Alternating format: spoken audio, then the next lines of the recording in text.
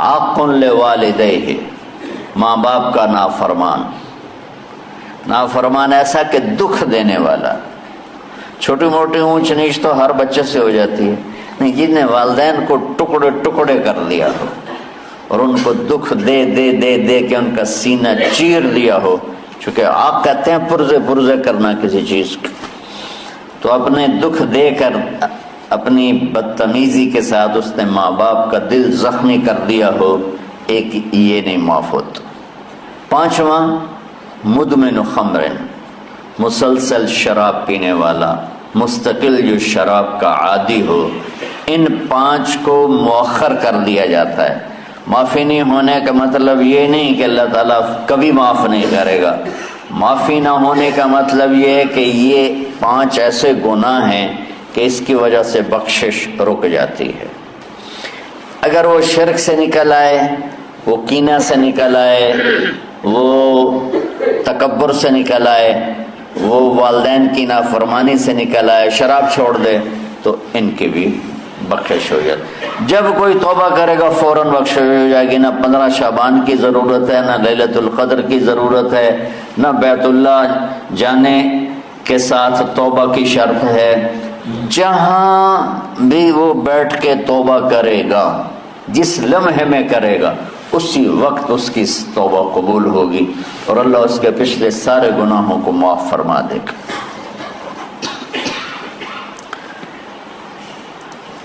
دن کا روزہ، رات کا قیام، زیادہ قیام سے مراد نوافل ہیں، کوئی گھر میں پڑھ لے، کوئی مسجد میں پڑھ لے۔ نوافل نفلی عبادات گھر میں ہی افضل ہوتی ہیں۔ میرے نبی سنتیں ہمیشہ گھر سے پڑھ کے آتے تھے، تہجد اپنے گھر میں پڑھتے تھے، مسجد میں نہیں پڑھتے تھے، سوائے اعتکاف کے آپ اپنے نوافل سنتیں سب گھر میں پڑھتے تھے اور مسجد میں صرف فرض آ کے ادا فرماتے تھے، اور اس کے بعد بیٹھنا ہوتا تھا تو بیٹھ جاتے تھے، اٹھنا ہوتا تھا تو اٹھ جاتے تھے۔ تو اعتدال اللہ کو ہر چیز میں پسند ہے۔ دنیا جو مختصر ہے اس میں کیسے پسند نہیں ہوگا؟ آخرت جیسے معاملے میں بھی اللہ ہم سے کہہ رہا ہے اعتدال امتن وسطا۔ ایسے عیسائیوں کی طرح ترک دنیا بھی نہ کرو، یہودیوں کی طرح دنیا کے پیچھے نہ پڑ جاؤ، رزق کے حلال بھی کماؤ، اپنے بچوں کو بھی دیکھو، اپنے فرائض کو بھی دیکھو جو دنیاوی ہیں، اور اللہ سے بھی اپنا معاملہ ٹھیک کرو اور درست کرو۔ بعد کے زمانے میں صحابہ کے بعد سے ہی ایک انتہا پسندی امت میں آئی، ساری رات جاگنا۔ فلاں بزرگ تھے، وہ رسے سے اپنے بالوں کو باندھ لیتے تھے کہ نماز پڑھتے پڑھتے جب نیند آئے اور جھٹکا لگے تو رسے سے بندھے ہوئے بالوں سے اس جھٹکے سے تکلیف ہو اور ان کی آنکھ کھل جائے اور پھر نفلوں میں شروع ہو جائے۔ ایک فلاں بزرگ تھے، وہ اپنے آنکھوں میں نمک کا سرما لگاتے تھے تاکہ آنکھیں جل جائیں اور اس میں وہ جلن پیدا ہو جائے اور نیند اڑ جائے۔ یہ ایسے واقعات بھرے پڑے ہیں۔ فلاں بزرگ تھے، انہوں نے 30 سال عشاء کے وضو سے فجر کی نماز ادا کی۔ یہ اپنی جگہ پہ بزرگی ہے، لیکن یہ بھائیو یہ دین ہم پیش نہیں کر سکتے۔ فلاں بزرگ تھے، وہ 30 سال سے ستو کھا رہے تھے کہ روٹی کھانے اور ستو کھانے میں 70 دفعہ سبحان اللہ کا فرق پڑ جاتا ہے، تو روٹی کھائیں تو 70 دفعہ سبحان اللہ کم کہہ سکتے ہیں، اور ستو کھائیں تو 70 دفعہ سبحان اللہ زیادہ کہہ سکتے ہیں۔ تو لہٰذا انہوں نے کہا مجھے تو 30 سال ہو گئے، میں تو ستو کھا رہا ہوں، میں تو روٹی نہیں کھا رہا۔ یہ دین نہیں ہے، یعنی یہ وہ دین نہیں جو ہم انسانیت کو پیش کر سکتے۔ یہ تو لوگوں کو دوڑانے والی بات ہے۔ اور ایک آدمی ایک بزرگ سے ملنے گیا تو وہ نوافل پڑھ رہے تھے، وہ ظہر سے عصر تک نفل پڑھتے رہے، وہ ان کے انتظار میں بیٹھا رہا۔ پھر عصر سے مغرب تک وہ مراقبہ کرتے رہے، وہ انتظار میں بیٹھا رہا۔ پھر مغرب سے عشاء تک وہ نفل پڑھتے رہے، وہ بیچارہ انتظار کرتا رہا، پھر عشاء کے بعد پھر نفل شروع کیے تو تہجد تک نفل پڑھتے گئے اور وہ بیچارہ پیچھے بیٹھا ہوا۔ تو تہجد کے آخر میں ان کے مصلی پہ بیٹھے بیٹھے ایسے اونگ آ گئی، تو یوں جھٹکا لگا تو کہا یا اللہ میں اس آنکھ سے پناہ مانگتا ہوں جو سونے سے اس کا دل ہی نہیں بھرتا۔ اور پھر اس کے بعد فجر کی نماز پڑھ کے اشراق تک بیٹھے رہے، پھر اشراق پڑھے، اخیر وہ بیچارہ اٹھی کے واپس آ گیا، لگتا ہے نام ویلی کوئی نہیں۔ تو وہ اس نے کسی سے پوچھا کہ یہ بزرگ کب سے یہ کر رہے ہیں؟ کہ پچھلے 30 سال سے کر رہے ہیں۔ یہ راہبانیت کی شکل ہے، یہ وہ دین نہیں جو ہم لوگوں کو پیش کریں گے تو وہ کہیں گے واہ واہ واہ واہ کیا دین ہے بھائی، قبول کرو۔ یہ ایک قسم کا غلو آیا۔ میں ایک حدیث سناتا ہوں، بخاری شریف میں بھی ہے، مجھے اب ہر شے بھول گئی، لیکن وہ ہے نہی الغلو، اس طرح کر کے آپ لوگ زیادہ جانتے ہوں گے جو پڑھ رہے ہیں کہ غلو سے نہیں۔ حدیث آپ کو سب کو یاد ہوگی کہ 3 صحابہ آئے اللہ کے نبی کے گھر اور پوچھا کہ اللہ کے نبی رات کیسے گزارتے ہیں؟ تو گھر والوں نے کہا سوتے بھی ہیں، جاگتے بھی ہیں، کھاتے بھی ہیں۔ تو وہ تینوں آپس میں کہنے لگے وہ تو نبی ہیں، سوئیں بھی تو کوئی بات نہیں، اور شادی ہے کوئی بات نہیں، ہم تو نبی نہیں، ہمیں تو کچھ کرنا چاہیے۔ ایک نے کہا کہ میں ساری زندگی روزہ نہیں چھوڑوں گا، ایک نے کہا کہ میں ساری زندگی سوؤں گا نہیں، ایک نے کہا میں ساری زندگی شادی نہیں کروں گا۔ تو دیکھنے میں تو واہ واہ کیا بڑی بزرگی ہے بھائی، بڑے بزرگ ہیں۔ ہمارے نبی کو پتہ چلا، آپ نے تینوں کو بلا لیا، کہ تم مجھ سے زیادہ اللہ سے ڈرنے والے ہو، میں تم سے انا اتقاکم یا اخشاکم، الفاظ آپ لوگ کو زیادہ یاد ہوں گے لیکن مفہوم میں صحیح پیش کر رہا ہوں۔ آپ نے کہا میں تم سے زیادہ اللہ کو جانتا ہوں، تم سے زیادہ اللہ سے ڈرتا ہوں، میں سوتا بھی ہوں، میں کھاتا بھی ہوں، میں روزے بھی رکھتا ہوں، میں چھوڑ بھی دیتا ہوں، میری بیویاں بھی ہیں، میں اپنی بیویوں کے پاس بھی جاتا ہوں۔ تم دین میں غلو سے بچو، پہلے امتوں کو ہلاک کر دیا دین میں غلو۔ دنیا میں غلو یعنی انتہا پسندی، ایکسٹریمسٹ ہونا، دنیا ہو یا دین ہو دونوں میں اعتدال بچو، اللہ تعالیٰ کو پسند ہے۔ تو شعبان کے حوالے سے ایک علماء کا طبقہ اتنا رد میں گیا کہ ایسی نفی کر دی کہ جیسے ہے ہی کچھ نہیں، یہ بھی غلط ہے۔ ایک طبقہ وہ ہے جو پتہ نہیں کیا کچھ کرتا ہے شب برات کے نام پر، وہ بھی غلط۔ ساری حدیثوں کو ملا کر روزہ اور رات کا قیام، کہ رات کو اٹھ کے کچھ اللہ کو یاد کر لو۔ اب اس آیت میں بعض مفسرین سے غالباً بھول ہوئی، حامیم والکتاب المبین انا انزلناہ فی لیلۃ مبارکۃ انا کنا منذرین فیہا یفرق کل امر حکیم امرا من عندنا انا کنا مرسلین۔ یہ لیلۃ القدر ہے، انا انزلناہ فی لیلۃ مبارکۃ، یہاں دوسرا لیلہ مبارک رات میں ہم نے قرآن کو اتارا۔ دوسری آیت کو جوڑو، انا انزلناہ فی لیلۃ القدر، ہم نے قرآن کو لیلۃ القدر میں اتارا۔ تو وہ آیت اس آیت کا ترجمہ کر رہی کہ لیلۃ مبارک سے مراد لیلۃ القدر ہے، 15 شعبان نہیں۔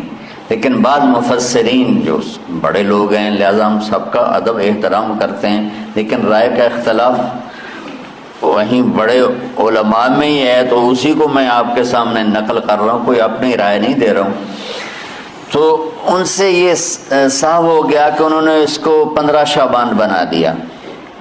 یہ 15 شعبان کی رات نہیں ہے، یہ لیلۃ القدر ہے، کہ جس میں وہ پورے سال کے احکام اعلان کر دیے جاتے ہیں، وہ شب قدر ہے۔ اس میں بھی معافی ہوتی ہے، اس میں بھی معافی ہوتی ہے، لیکن شب قدر تو قرآن سے صحیح احادیث سے ثابت ہے، اور شعبان کی رات ضعیف حدیثوں سے ثابت ہے، لیکن کثرت حسن لغیرہ ہی اور امت کا عمل اس میں بہت بڑی گنجائش پیدا کرتا ہے۔ تو جو بچہ روزہ رکھنا چاہے ضرور رکھے، جو رات کو اٹھنا چاہے ضرور اٹھے، لیکن وہ اتنا نہ اٹھے کہ صبح سبق میں سویا پڑاؤ، تو ایسی عبادت نہیں چاہیے کہ آپ اپنے طلب علم جو فرض ہے اس میں آپ سوئے پڑے ہوں تو تمہارے خوراٹوں سے سبق بھی متاثر ہو رہا ہو۔ تو اعتدال بچوں، ہر چیز میں اعتدال۔ تو اس میں یہ 5 ہیں، ایک مشرک، ایک مشاہن۔ مشاہن کون ہے؟ جو دل میں کینہ بغض رکھتا ہے۔ اب میں کہاں سے آنسو لاؤں اس بات پر رونے کے لیے کہ ایک تو دنیا داروں کا بغض کینہ ہے آپس کی لڑائیوں سے، لیکن یہ جو دیندار ایک دوسرے سے بغض، اس قدر بغض رکھتے ہیں کہ کافر بنائے بیٹھے ہیں ایک دوسرے کو، سلام کا جواب نہیں دیتے، جنازے میں نہیں شریک ہوتے۔ اس کا جرم واپس جاتا ہے تاجروں کو نہیں، حکمرانوں کو نہیں، خطیبوں کو، نادان، ہر خطیب نہیں، نادان خطیبوں کو، جو ہر مکتبہ فکر میں موجود ہیں، جو اس شدت کے ساتھ اوروں کی نفی کرتے ہیں اور اپنے آپ کو صحیح کہتے ہیں کہ جیسے باقی سب جہنمی ہیں، سب کافر ہیں، اور صرف ہم ہی صحیح ہیں اور ہم ہی جنت میں جائیں گے اور کوئی جنت میں نہیں جائے گا۔ تو جو کہ اس میڈیا کے ذریعے سے بہت سی امت سن رہی ہے، تو میں دیکھو بچوں ہاتھ جوڑتا ہوں اللہ کے واسطے، دین پیش کرنا، کافر کافر کے نعرے مت لگانا، اور یہ کافر وہ کافر، یہ کافر وہ کافر۔ اللہ بڑا کریم ہے۔ من کان آخر کلامہ لا الہ الا اللہ۔ یہ مولانا شاہد صاحب کے بھائی ساری زندگی کمیونسٹ رہے، ساری زندگی، اور دین سے بیزاری اور دینداروں سے نفرت نہیں، اور مرنے سے پہلے 3 دفعہ کلمہ پڑھا، چند دن پہلے ان کا انتقال ہوا ہے۔ تو اللہ کو کون سا عمل ایسا پسند آیا ہوا تھا کہ ایمان کو باقی رکھا؟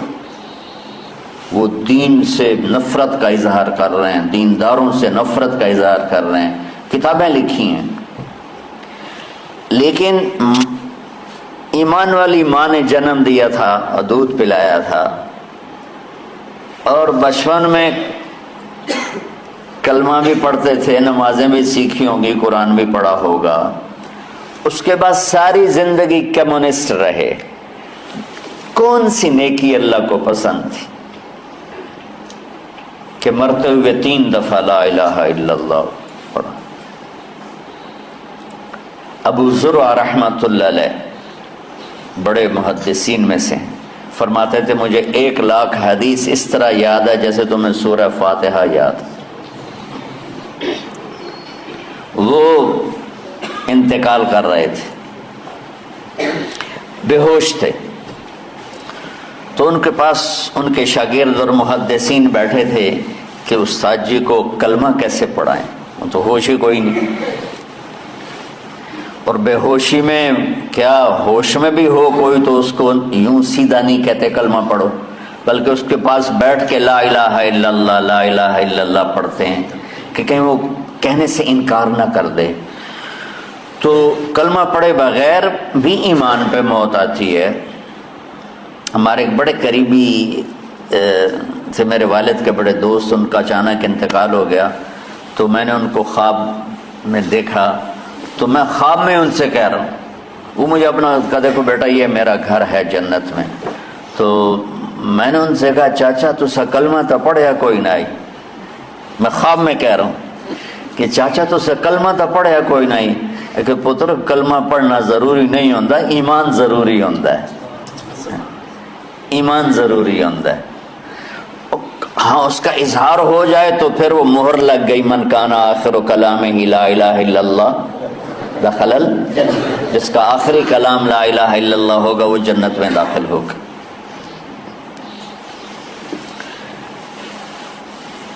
باقی ایمان پہ خاتمہ اچانک موت ہو جاتی ہے، پتہ ہی نہیں چلتا، بے ہوشی میں موت آتی ہے، کچھ بولا ہی نہیں جاتا ہے، تو اصل بخشش تو ایمان پہ خاتمہ ہے اللہ کے فضل و کرم سے. لیکن جو یوں کھل کے کہے گا تو وہ تو اوروں کو گواہ بنا گیا.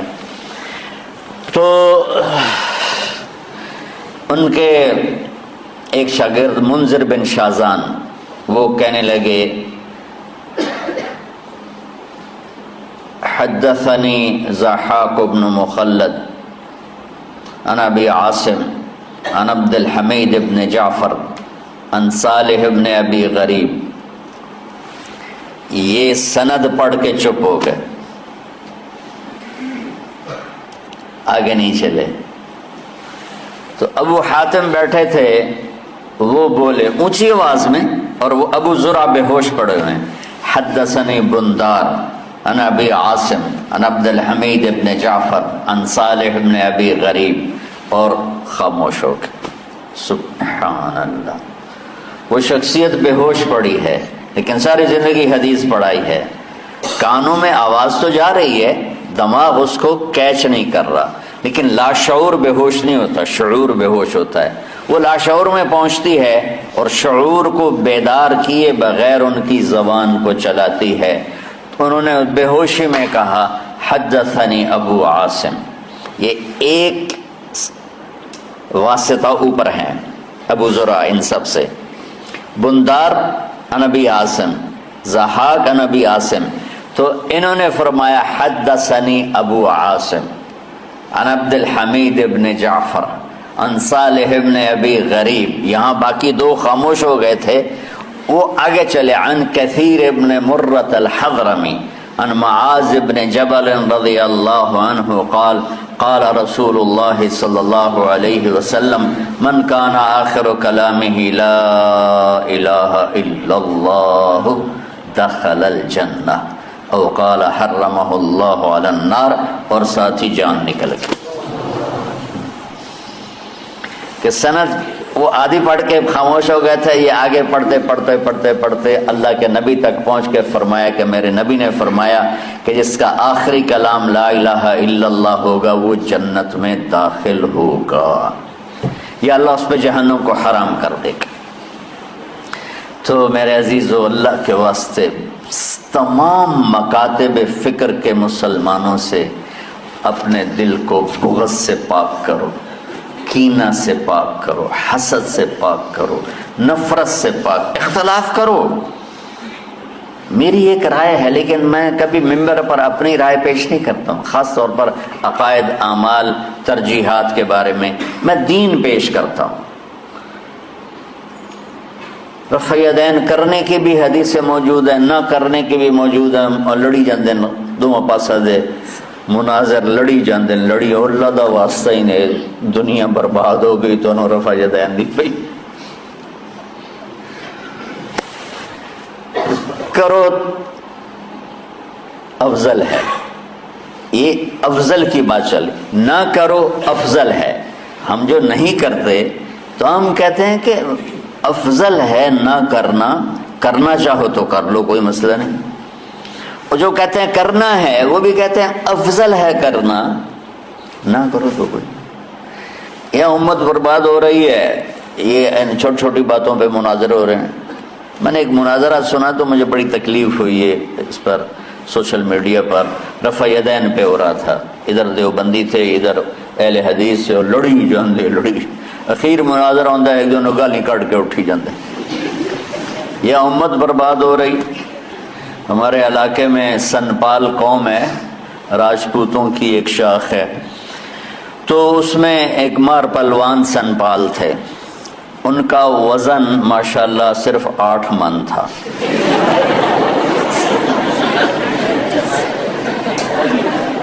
تو وہ 2 نوکر ہمیشہ ان پر، وہ بہت بڑے ذمہ دار تھے، 20-25 مربع کے مالک تھے.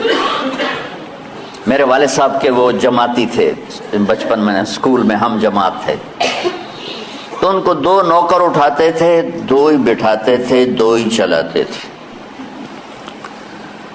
اس کے بغیر وہ ہلتے ہی نہیں تھے۔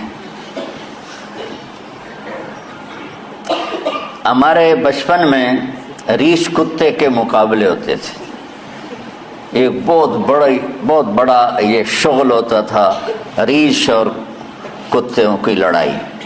شکر ہے اب اس ظالمانہ کھیل پر گورنمنٹ نے پابندی لگائی، تو جس نے بھی لگائی بہت اچھا کیا۔ تو دیکھو مجھے کیا یاد آ گئی،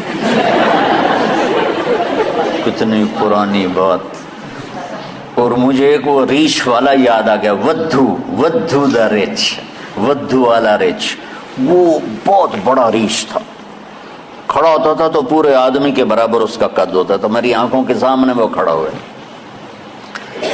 تو ریچھ 2 طرح لڑتے تھے، میں آنکھوں دیکھا بتا رہا ہوں۔ ایک وہ جیسے ودھو دا ریچھ جڑائی، وہ کھڑا ہو جاتا تھا اور آنے والے کتوں کو تھپڑ مارتا تھا، ٹھو کتا وہ گیا، ادھر مار ٹھو کتا وہ گیا۔ اور کچھ ریچھ تھے جو بھاگتے ہوئے لڑتے، جو ذرا چھوٹے قد کے تھے، ذرا کمزور ہوتے، وہ کھڑے ہو کر نہیں لڑتے تھے، وہ بھاگتے تھے، بھاگتے بھاگتے تھپڑ مارا، بھاگتے بھاگتے کتا جو چک مارتا تھا تو وہ اس کو چھڑاتے تھے۔ تو کبھی کتے جیت جاتے، کبھی ریچھ، کبھی بہت نادر یعنی بہت کم ایسا ہوتا تھا کہ وہ جو بھاگنے والے ریچھ ہوتے تھے نا، ان کا رسہ کھل جاتا تھا، تو پھر وہ ریچھ بھاگتا تھا جان بچانے کے لیے۔ تو مار پلوان رحمت اللہ علیہ،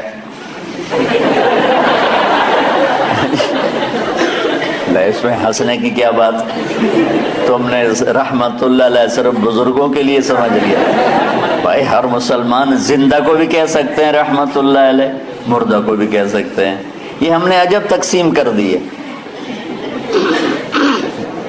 بزرگوں کے لیے رحمت اللہ علیہ اور عام مسلمانوں کے لیے مرحوم۔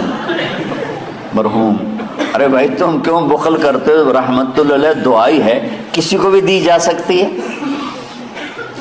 رضی اللہ عنہ بطور دعا ہر مسلمان کے لیے ہے، علیہ السلام بطور دعا ہر مسلمان کے لیے۔ لیکن یہاں وہ عجیب تقسیم ہو گئی ہے کہ بھائی رضی اللہ، ہاں بطور خبر کہ اللہ ان سے راضی ہو گیا، یہ صرف صحابہ کے لیے ہے کہ کلن وعد اللہ الحسنى، اللہ تعالیٰ نے تقسیم تو کی کہ میرے نبی تیرے صحابہ سارے ایک جیسے نہیں ہیں، لیکن میرا وعدہ ہے سب جنتی ہیں۔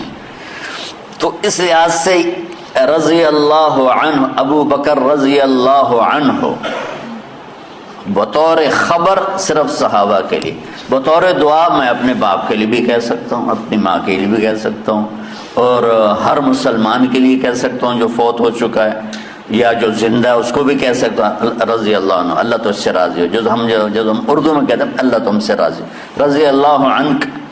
تو جو مر گیا ہے اس کو بطور دعا رضی اللہ عنہ کہہ سکتے ہیں، رضی اللہ عنہ کہہ سکتے ہیں، رحمت اللہ علیہ کہہ سکتے ہیں، علیہ السلام کہہ سکتے ہیں، علیہ السلام کہہ سکتے ہیں۔ لیکن چونکہ مسلمانوں کا ایک طبقہ حضرت کہ مولا علی کو علیہ السلام کہتا ہے، ائمہ اہل بیت کو علیہ السلام کہتے ہیں، تو ہم نے اس پر کاٹا پھیر دیا، ہم نہیں رضی اللہ عنہ۔ اتنی چھوٹی مولیوں دے دل چڑی طرح ہو گئے، چڑی نہیں ہوگی، چڑی دے دل تو چھوٹے دل ہو گئے، ظرف ہے پتہ نہیں کہاں چلا گیا، حالانکہ علم تو وسعت پیدا کرتا ہے۔ آج کا پڑھنا پڑھانا وہ ایسے دلوں کو تنگ کر کے سکیڑ کے چڑیا سے بھی چھوٹا بناتا ہے۔ ارے بھائی ہر کسی کو بطور دعا علیہ السلام کہہ سکتے ہو، علیہ السلام کہہ سکتے ہو۔ میں بیان کر رہا تھا تو میں یعنی ایسے نجی محفل میں بیان تھا علماء میں، تو بات کرتے کرتے میں نے کہا مولانا مودودی رحمت اللہ علیہ، ان کی ایک جو خدمت ہے کہ انہوں نے یہ پہلے شخص ہیں جنہوں نے دین کو آسان لفظوں میں پڑھے لکھے طبقے تک پہنچائے، اس سے پہلے جتنے علماء کی تحریریں ہیں وہ فارسی عربی کے الفاظ سے اتنی بھری ہوئی ہیں کہ کالج سکول کا طبقہ وہ پکڑ نہیں سکتا تھا۔ یہ پہلی شخصیتیں جن کی تعلیمات اور جن کی تحریروں نے لوگوں کو متاثر کیا، یہ ان کا مثبت پہلو ہے۔ انہوں نے دین کو سیاسی رنگ دے دیا، یہ منفی پہلو ہے، اس سے ہمیں اختلاف ہے، لیکن جو انہوں نے خیر کا کام کیا ہے اس کی تو تعریف کرنی چاہیے۔ تو بچوں میں تمہیں کیا بتاؤں کہ پستی کس حد تک پہنچ چکی ہے۔ ایک مولوی صاحب کھڑے ہو گئے میری بات کے بعد، کہنے کہ آپ نے مودودی صاحب کو رحمت اللہ علیہ کیوں کہا ہے؟ رحمت اللہ علیہ تو ناچنے والے کو بھی کہہ سکتے ہیں، شرابی کو بھی کہہ سکتے ہیں، طوائف کو بھی کہہ سکتے ہیں، جو مر گئی رحمت اللہ علیہ رحمت اللہ علیہ، یہ تو دعا ہے۔ کہ یار میرے بچے اتنا بغض تو نہ رکھو کہ کسی مسلمان کے لیے رحمت اللہ علیہ کہنا بھی جرم بن جائے۔ بس یہ اس سے میں جو میں کہنا چاہتا تھا اس کی یہ وضاحت دے رہا ہوں۔ مار پہلوان رحمت اللہ علیہ سے یہ بات چھڑ گئی، وہ تشریف فرما تھے منجی پہ بیٹھے ہوئے، بدقسمتی سے وہ ریچھ تھا بھاگ کے لڑنے والا، وہ بھاگتے بھاگتے کبھی ادھر بھاگ رہا کبھی ادھر بھاگ رہا، رسہ ٹوٹ گیا۔ رسہ جو ٹوٹا تو ریچھ سیدھا مار پہلوان کی چارپائی کی طرف دوڑا۔ اب مار پہلوان نے پہلے تو انج ویکھیا بھی اوئے ایک ہی بڑی یہ تو رچھ آ رہا ہے۔ جس آدمی کو 2 نوکر اٹھاتے تھے بٹھاتے تھے، اس نے نوکروں کو نہیں بلایا دیر ہو جائے گی، خود ہی جمپ لگایا اور پیچھے بھاگا۔ آگے سادات کا گھر تھا تو بالکل قریب، تو گھر میں بڑھ گیا اندر، تو اندر عورتوں نے کہا مار صاحب سیداں دا گھر ہے، سیداں دا گھر ہے، پردے والا گھر ہے، کہ مگر وہ ریچھ سر لیندا تو انہوں پردے دی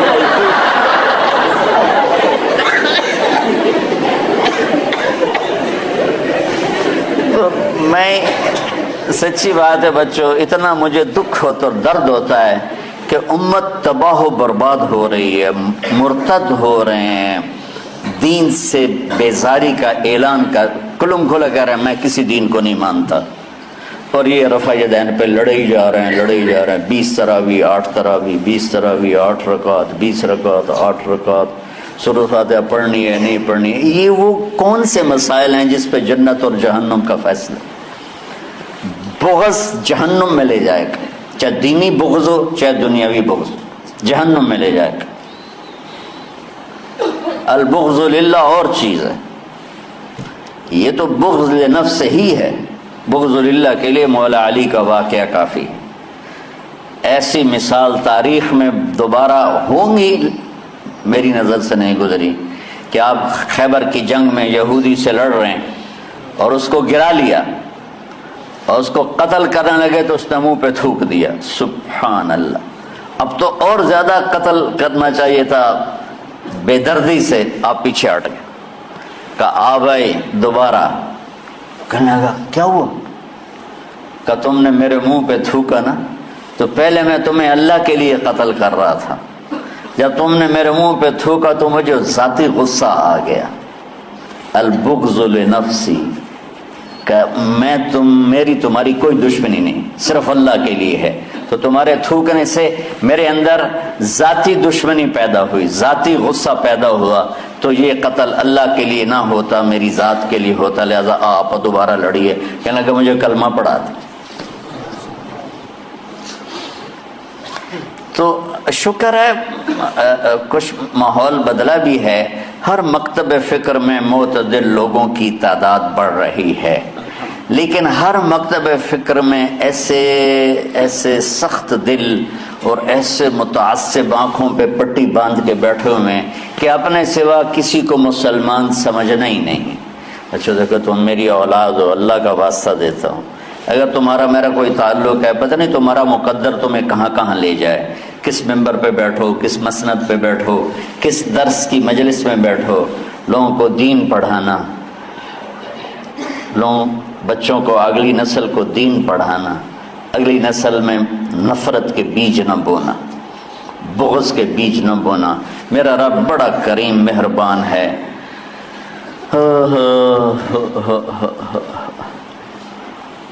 جواد وسیم صاحب آتے رہتے ہیں نا، یہ تو ماشاءاللہ یہ بہت بڑے اداکار تھے اسٹیج کے۔ تو اسٹیج کی دنیا بڑی غافل دنیا ہے، ہر گناہ وہاں ہوتا ہے، ہر عیب وہاں ہوتا ہے۔ تو وہ ایک اپنے ساتھی کا بتا رہے تھے کہ جس کی ساری زندگی ہر عیب، ہر گناہ میں انتہا پر تھی،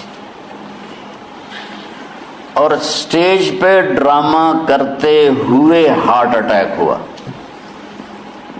یعنی کوئی گھر میں نہیں، کوئی مسجد میں نہیں، اسٹیج پر غفلت کی انتہا میں ہارٹ اٹیک ہوا۔ کم اٹھا کے پیچھے لے گئے تو انہوں نے زور زور سے کلمہ پڑھنا شروع کیا، اور کلمہ پڑھتے پڑھتے انتقال ہو گیا۔ تو جس شخص کی ساری زندگی ایسے عیبوں میں گزری کہ میں منہ پہ لاتے ہوئے شرماتا ہوں، وہ مرتے ہوئے کلمہ پڑھ رہا ہے، تو میرے رب کو کیا چیز پسند ہے؟ یہ مولانا شاہ صاحب کے بھائی کا واقعہ ہے، تو ابھی کا واقعہ۔ تو اللہ کے واسطے نہ جنت کے ٹھیکیدار بنو، نہ دوزخ کے داروغہ بنو، بے چل واڑی جا سارے آنا۔ یہ اللہ کا کام ہے، کس کو جنت میں ڈالنا ہے، کس کو جہنم میں ڈالنا ہے۔ یغفر لمن یشاء ویعذب من یشاء۔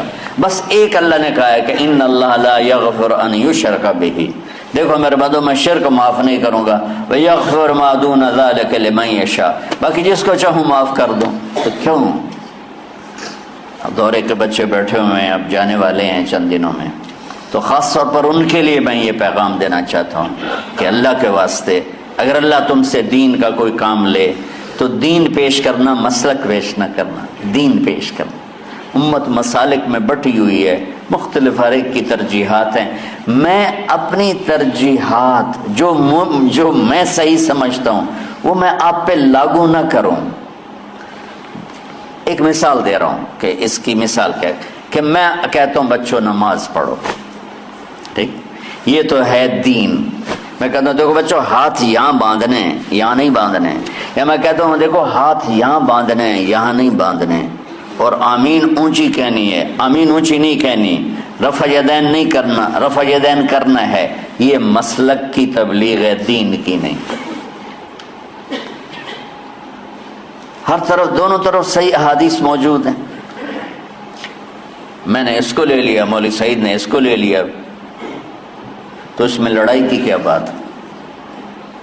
تو امت مختلف مکاتب فکر میں بٹی ہوئی ہے، اللہ تمہیں توفیق دے تو دین پیش کرنا، مسلک کی تبلیغ نہ کرنا، دین کی تبلیغ کرنا۔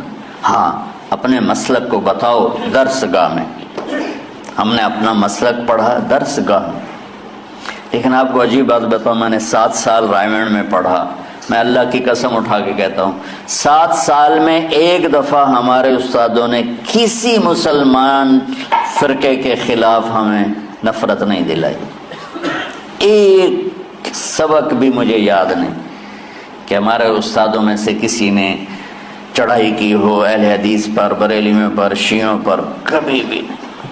ہمیشہ میں امت امت امت امت، اللہ نے وہ ہمارے دل میں گاڑ دی وہ بات۔ آگے میں جو نسل تیار کرنا چاہتا ہوں ایسی تیار کرنا چاہتا ہوں، اعتدال والی امت۔ ہاں شعبان کے اس لحاظ سے فضیلت ہے کہ میرے نبی شعبان میں روزے بہت رکھتے تھے، صرف 15 شعبان کی بات نہیں۔ آپ جب رجب کا مہینہ آتا تھا تو آپ کہتے اللہم بارک لنا فی رجب و شعبان وبلغنا رمضان، یا اللہ ہمارے شعبان میں اور رجب میں برکت دے اور رمضان شریف نصیب فرما۔ اور رمضان شریف بھی آ رہا ہے، اور آپ کو معلوم ہے ہم نے رمضان میں پڑھائی رکھی ہے، چھٹیاں نہیں رکھی۔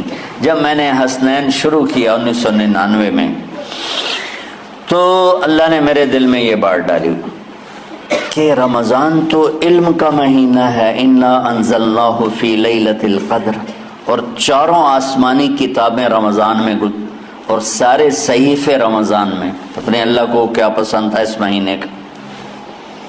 حضرت ابراہیم علیہ السلام پر چھوٹی کتابیں اتری یکم رمضان کو. حضرت موسیٰ علیہ السلام پر تورات اتری 2 رمضان کو. حضرت داؤد علیہ السلام پر زبور اتری 6 رمضان کو. حضرت